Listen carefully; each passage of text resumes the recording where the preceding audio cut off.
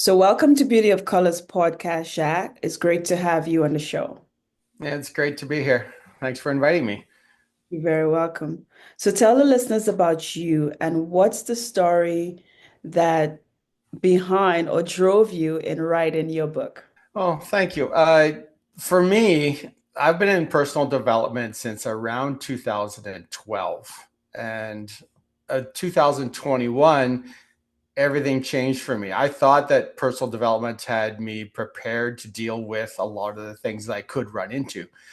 Unfortunately, I went through a traumatic experience in 2021 with a car accident, and that changed my life dramatically. And I had to learn a lot more about myself, a lot more about how to deal with severe stress, because trauma will put you through PTSD. And that's just a whole different world for how your mind works versus going through something that you have as normal stress in your day. So for me, I was involved in real estate early on in April of 2021, and I'd hired a high end coach to help me with how to flip houses, how to deal with real estate, how to do an investment, that sort of thing. And I was going to meet him. He's a 5.5 hour drive east of where I live. I live in Saskatchewan, up in Canada.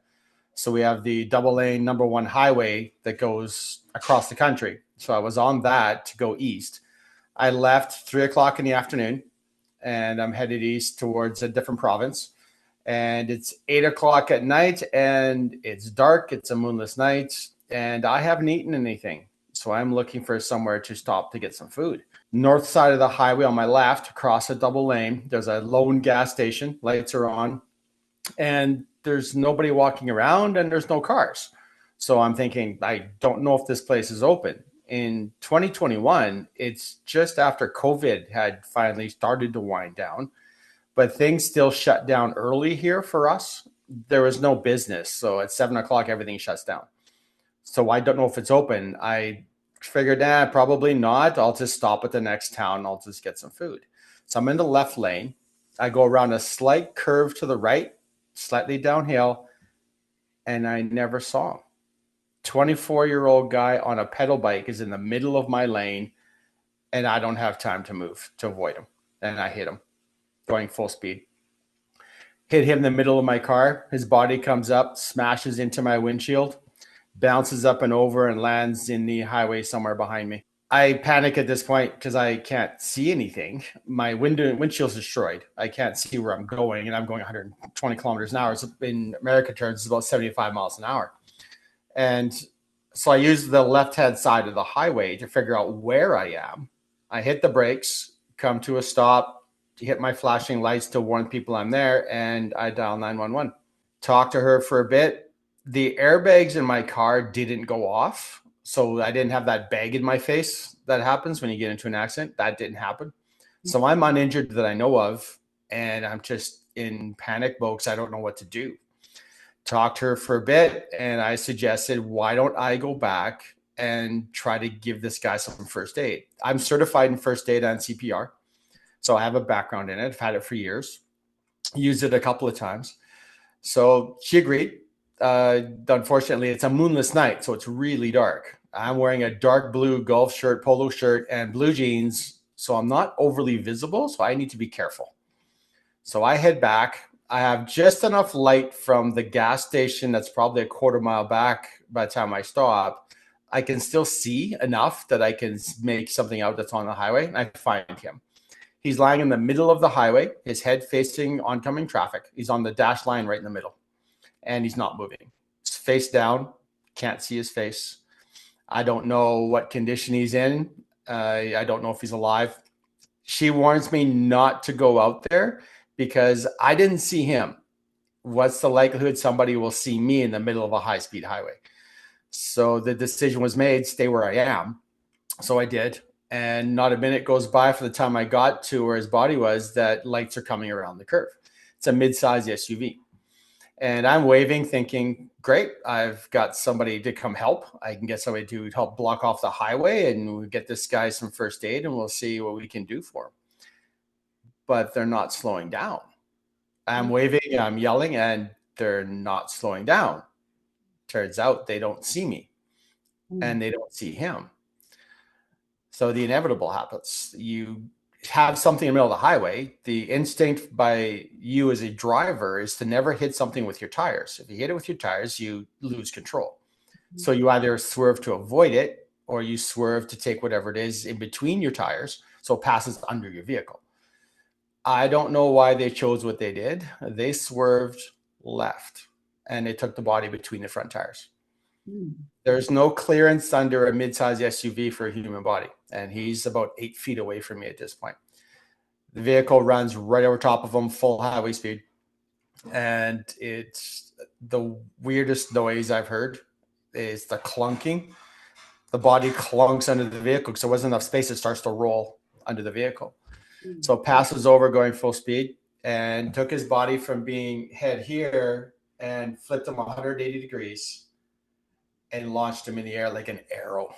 About 7 feet in the air, 50 feet down the highway, launched his body like an arrow, head first.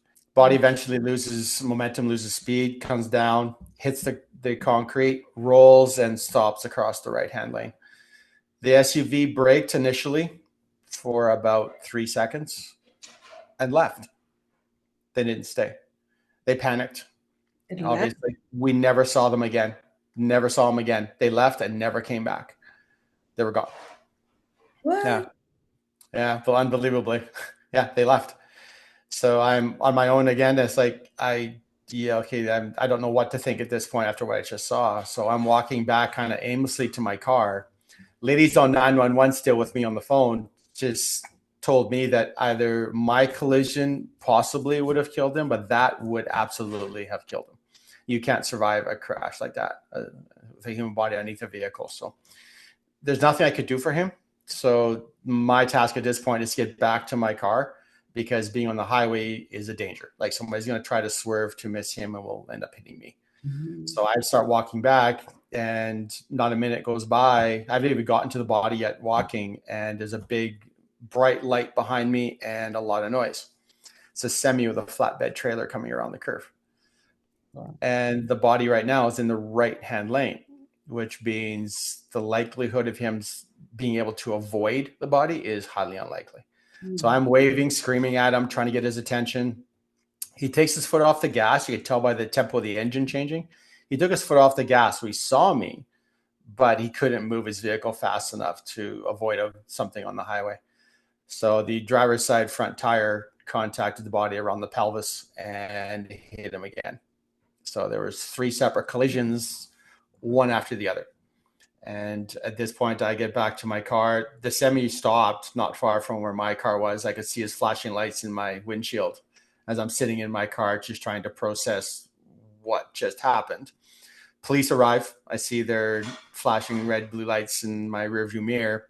I get out to go meet them, and the semi's gone. He panicked as well. Stopped initially, but he didn't stay. He left. What? So both drivers left, never came back. We've never found out who they are. We have no idea. They've never come back. Yeah. Oh, Yeah. And they would have no idea of what had happened before they got there. So they have no idea they're not the first collision, right? So what they think at this point, I don't know. but And I he might feel have, bad for them, but it's, the guy might have been alive when you knocked him.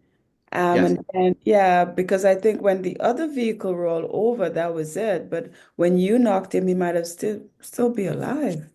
Yeah. Yeah. So from there, it's a lot of difficulties with trying to deal with my brain, trying to deal with processing, trying to process what happened and trying to make sense of it. And your brain just can't. It's a traumatic experience and it's trauma. It's how PTSD starts, right?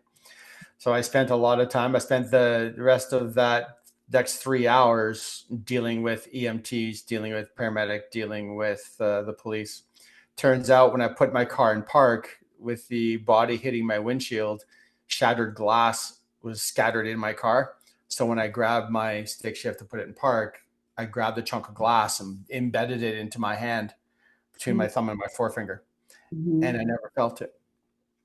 Didn't feel a thing. Right up to that point, didn't even realize I was bleeding until the paramedic said something. So we checked my hand, found embedded glass in it, wrapped me up, and they took me to hospital. It's about a half hour away, the next major city. Took me there to get the glass taken out and to get checked to make sure I was okay. Other than the glass shard, I was fine. Everything I was dealing with was far more emotional than it was anything else. It wasn't a physical uh, dealings of any kind for me, right? So I ended up from that point getting a hotel room, counseling my other one that I was going to a different city. I did never made it to the other city, so I ended up staying in a different city altogether. Got a hotel room and tried to get sleep overnight. Didn't go very well. I slept maybe 3 hours, and that was just from sheer exhaustion because I was done, and my body just needed rest. But it wasn't very long. It's half-hour spurts, and then wake up in a panic. Half-hour spurt, wake up in a panic because your monkey mind, as we call it, with your brain starts to do the what ifs. What if I left home sooner? What if I had been through that section of highway in daylight? What if I had stopped for food? What if I, but all the what ifs of the world do nothing. It doesn't help me. Right? All it does is have me second guessing what I could have done to try to avoid what happened, but I can't go back and change it. So there's nothing I can do about that. So it's a matter of me trying to figure out, where do I go from here? How do I move on from something like that? My largest fear going forward from it was the label of being called a killer. And that scared me a lot. Like really didn't know what people are going to think. Like, how are people going to judge me based on this happening? We found out later from the evidence that we had from the police investigation and from what I saw with the cyclist at the time, we figured out pretty quickly that the accident itself, I could not have avoided it if I wanted to. I was never charged with anything because I couldn't have avoided him even if I wanted to. And it turns out he was there with a purpose. He was committing suicide. He'd gone from the left-hand side of the highway and cruised over and coasted over in front of my car and was waiting for me to hit him. Because the last thing I saw before, that's the picture of the front of my book, that's Mhm. what I saw before I hit him, was he's a 45-degree angle to my car. He's looking down and he's not pedaling. Oh. Bike and you're trying to avoid being hit by something, there's two things that you're going to do. One, you're going to look at what's coming at you so you can figure out where to go. And two, you're going to pedal like crazy to get the hell away from it. He did neither one of those two things. So he went from the side of the highway, did a little bit of a right turn, and just coasted into the middle of the lane and just waited for it to happen. Yeah, so he was trying to end his own life, and he succeeded. So yeah, he got what he wanted. Unfortunately, it put me through a lot over the next several months.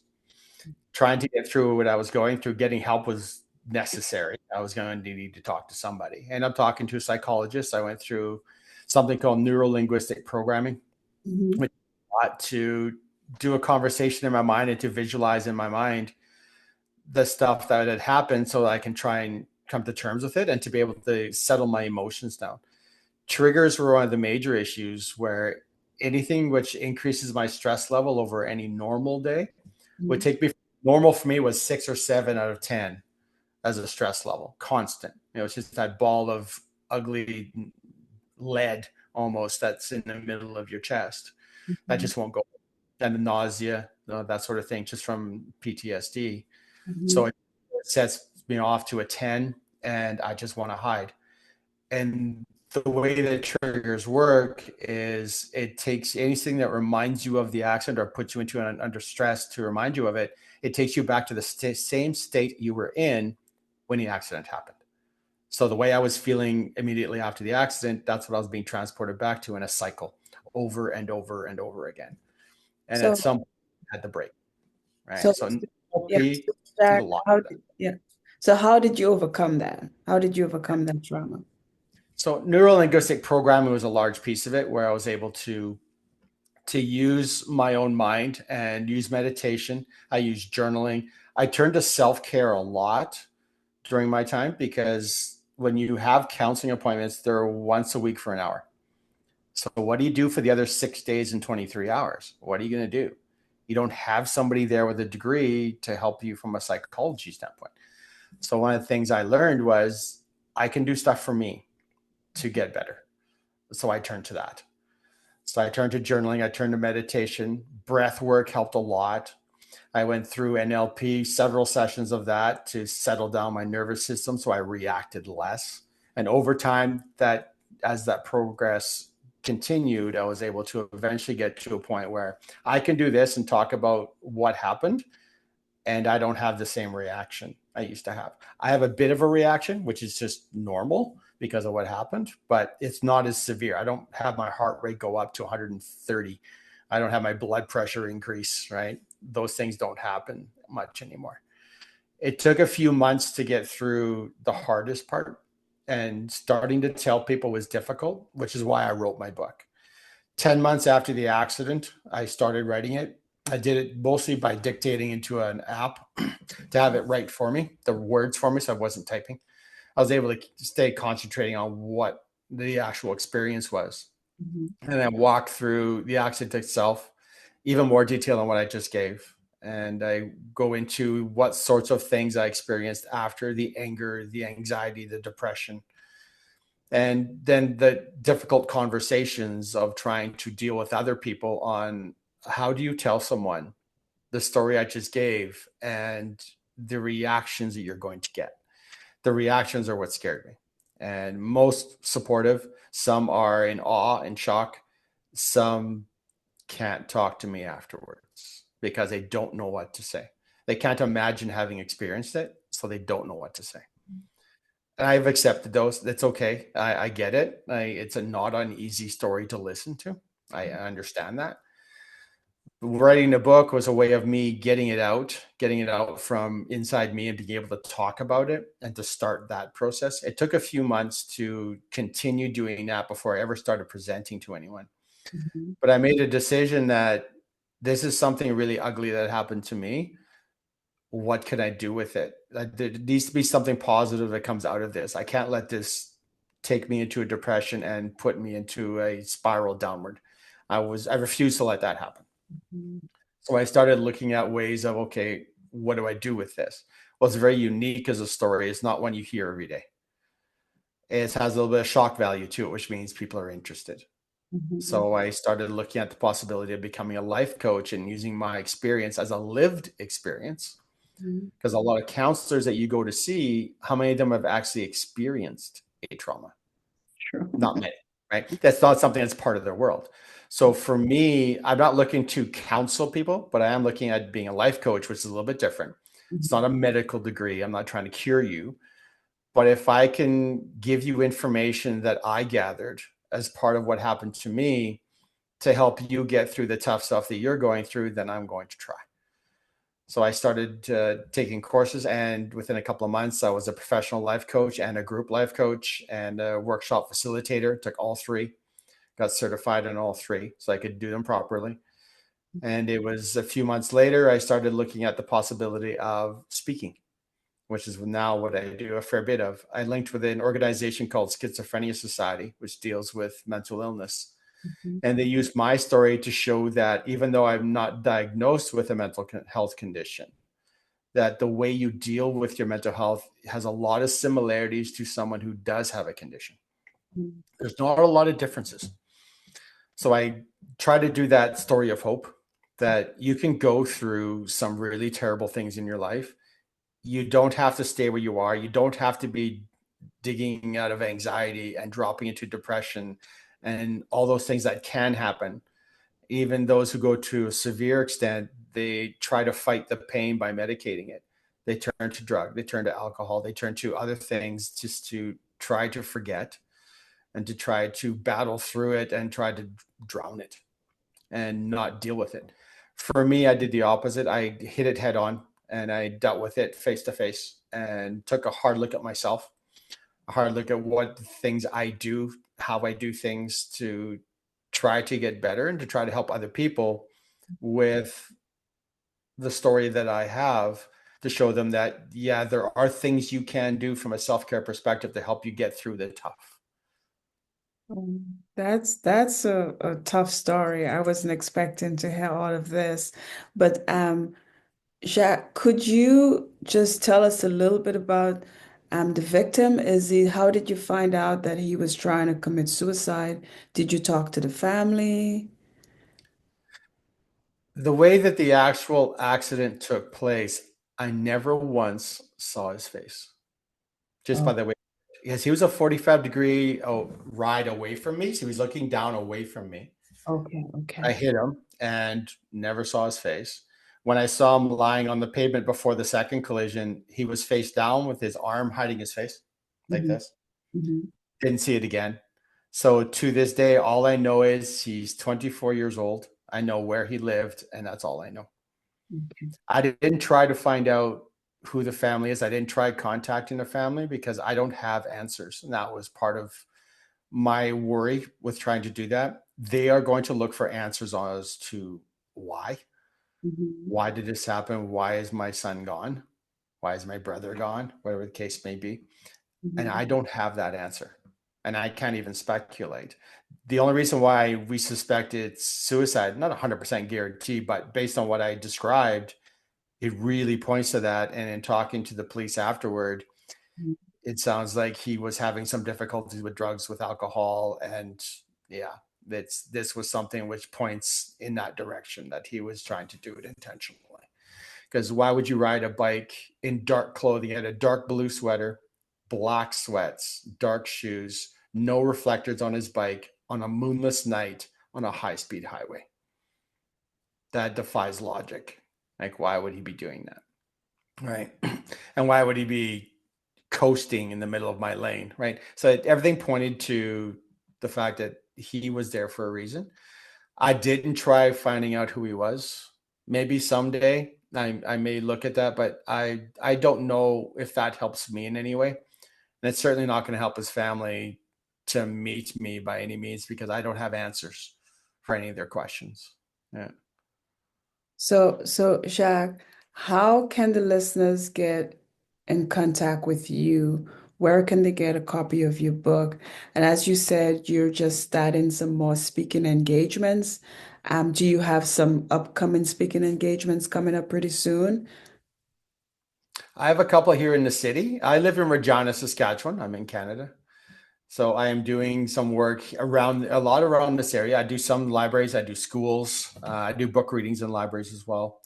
My book itself is called Driving Out of Darkness,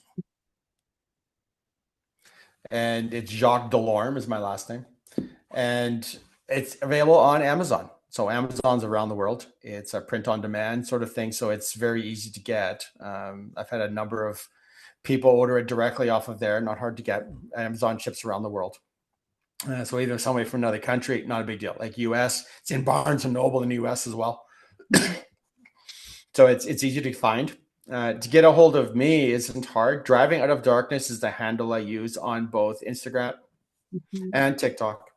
So messaging me there is easy. There's also a website which is a parallel to my book where I give some bonus stuff, some bonus self-care tips, that sort of thing, to try to teach people other ways of dealing with stress and dealing with the rough things they go through in life. So there's that contact form on my website where it's easy to get a hold of me through there. Yeah, it's not hard to find, and even Googling me, I'm pretty easy to find. So, Jacques, do you also do speaking engagements in the different provinces, Yes. like in Yeah. Edmonton? Well, I'm from Edmonton, so that's why when you said Saskatchewan, I smiled. Do you do speaking engagement in British Columbia, in Ontario, and those other provinces? I have no issue traveling for doing presentations. That's not an issue. I have one that we're looking at, a men's group in Alberta that is looking at having me come in as well because I do some stuff specifically for men's mental health. I do tailor to different groups. I've done emergency groups. I've done fire departments, police services, EMTs, because I take it from a slightly different angle for them in that I show them here's what happens to the person that you meet at an accident site. Here's their mindset. So this is my mindset after the accident. So What's the best way to deal with somebody like me when you're trying to question me about what happened? What are the do's and don'ts? Like saying the wrong thing could be a severe trigger from somebody like me that just experienced a trauma, right? So it's learning how to deal with the psychological piece of the victims themselves who are part of these traumas. So I do that angle from both a fire department, EMT, and police perspective, Mhm. helping them with how to deal with and at the same time, there's something called vicarious trauma, Mhm. which is the trauma that special services people like the police and the fire department, EMTs, when they come on to an accident scene, that can be traumatizing for them, even though they themselves were not part of the accident. But that doesn't mean they're not impacted. So when they show up, the vicarious trauma is the trauma that's created by someone else's experience. But you see it and you put yourself in the first person into it, like you did experience it, and you get traumatized. And that does happen. There are those I've already met. I met one lady who used to be a police officer who had to leave the force. She couldn't deal with the vicarious trauma. It was too much of an impact on her and she couldn't do it. She ended up leaving her job.